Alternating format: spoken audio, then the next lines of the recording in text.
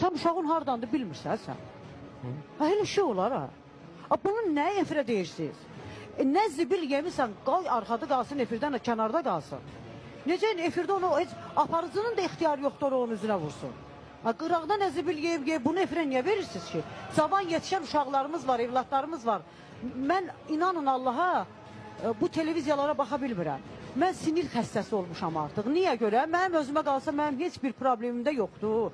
A'dan Z'yə indiyə qədər nə yol gəlmişəm, mən fəxrlə də gəlmişəm. Mənim heç nə də o necə deyərlər, eynimdə deyil. Ehtiyat Amma eləmiş. qardaş, başıma dönüm, elə deyil.